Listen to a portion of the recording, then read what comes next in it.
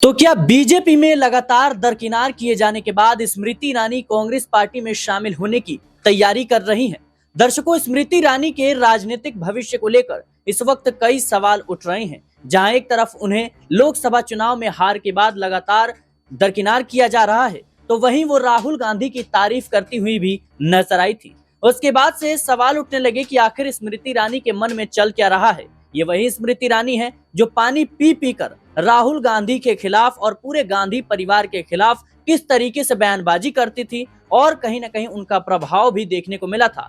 2019 के लोकसभा चुनाव में उन्होंने राहुल गांधी को अमेठी से हराकर इतिहास रच दिया। लेकिन 2024 में जैसे ही उनकी हार होती है, उसके बाद वो लगातार दरकिनार किए जाने लगी। पार्टी से उनका जो रिश्ता है वो धीरे धीरे खत्म होने लगा। लेकिन अब नतीजा ये हुआ कि स्मृति ईरानी ने आखिरकार टीवी पर वापसी कर ली, क्योंकि सास भी कभी बहुत ही टीवी शो में वो फिर से नजर आएंगी। लेकिन बड़ा सवाल यह है कि उनके राजनीतिक भविष्य को लेकर क्या। उन्होंने साफ तौर पर कहा कि मैं पार्ट टाइम टीवी पर काम कर रही हूँ, फुल टाइम पॉलिटिशियन हूँ। यानी साफ है कि वो अभी भी राजनीति में अपने भविष्य देख रही हैं। लेकिन बड़ा सवाल कि अब क्या भारतीय जनता पार्टी उन्हें कोई मौका देगी, क्योंकि 2024 के लोकसभा चुनाव के बाद से ही लगातार वो दरकिनार की जा रही हैं। और खास तौर पर दिल्ली के सीएम चेहरे के तौर पर भी उनका नाम सुर्खियों में था। हालांकि रेखा गुप्ता को सीएम बना दिया गया। उसके बाद चर्चा इस बात की चल रही थी कि उन्हें राष्ट्रीय अध्यक्ष बनाया जाएगा, लेकिन उससे भी कहीं ना कहीं उम्मीद अब कुछ भी नजर नहीं आता। ऐसे में बड़ा सवाल कि स्मृति ईरानी का राजनीतिक भविष्य किस ओर जाएगा। मेरे साथ अब्बास भाई मौजूद है। अब्बास भाई, कैसे देख रहे हैं आप? लगातार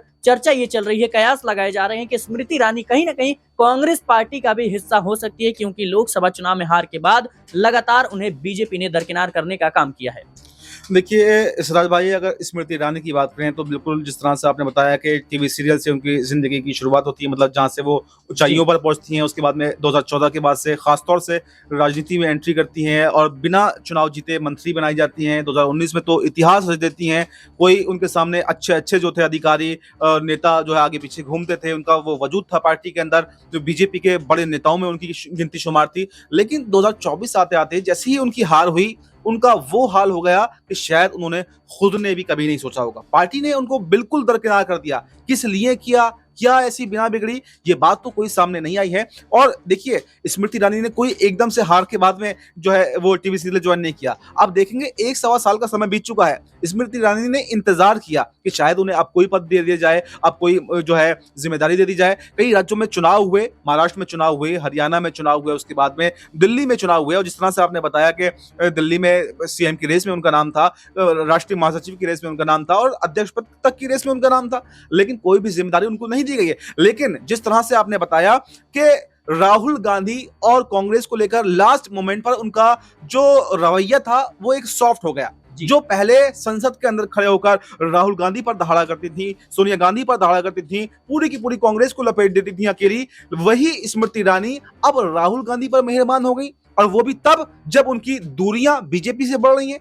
तो ये कोई ना कोई एक संशय तो पैदा कर रहा है। कुछ ना कुछ तो बात है, कुछ ना कुछ तो ऐसा है जो स्मृति ईरानी के दिमाग में चल रहा है। कुछ ना कुछ तो संभावनाएं ऐसी वो तलाशने की कोशिश कर रही है कि अगर बीजेपी नहीं तो शायद कांग्रेस। क्योंकि अभी उनकी जो है वापसी टीवी सीरियल में जरूर हुई है, लेकिन अब तो सवाल ये उठने लगा है कि टीवी सीरियल में भी क्या वो कामयाब अब हो पाएंगी, नहीं हो पाएंगी। क्योंकि जब वो उरूज पर थी, जब टीवी सीरियल में वो कामयाब थी, तब वो राजनीति में आई तो राजनीति में भी कामयाब हुई। लेकिन अब एक हारी हुई स्मृति ईरानी टीवी सीरियल में वापसी कर रही है, तो वहां पर वो जीतेगी या नहीं जीतेगी, ये एक सवाल बनता है। और उसके बाद में एक सवाल यह है कि अगर वहां पर हार का सामना करना पड़ा तो फिर अगला कदम क्या होगा, और वहां पर अगर वो जीत जाती हैं तो फिर अगला कदम क्या होगा। बिल्कुल दर्शकों, स्मृति ईरानी का अगला कदम क्या होगा, इसको लेकर लगातार सवाल उठ रहे हैं। फिलहाल देखा जाए तो अब्बास भाई ने साफ तौर पर कहा कि आने वाले समय में स्मृति ईरानी जरूर अपने राजनीतिक भविष्य को लेकर कोई ठोस कदम उठा सकती हैं। राहुल गांधी और कांग्रेस पार्टी पर यूं मेहरबान होना, ये वही स्मृति ईरानी है जो कह सकते हैं कि सड़कों पर उतर गई थी कांग्रेस पार्टी के खिलाफ और राहुल गांधी सोनिया गांधी के खिलाफ, और जो बखूबी तमाम विपक्ष के दलों द्वारा ये कहा जाता था कि स्मृति ईरानी की ड्यूटी बीजेपी में यही है कि कांग्रेस के पीछे पड़ी रहे। लेकिन अब वो कांग्रेस पार्टी के प्रति सॉफ्ट नजर आ रही हैं। ऐसे में देखना होगा कि स्मृति ईरानी का अगला कदम क्या होगा, क्योंकि भारतीय जनता पार्टी लगातार उन्हें दरकिनार कर रही है। फिलहाल के लिए इस रिपोर्ट में इतना ही। देश और दुनिया की तमाम खबरों के लिए बने रहे नेक्स्ट 9 न्यूज के साथ।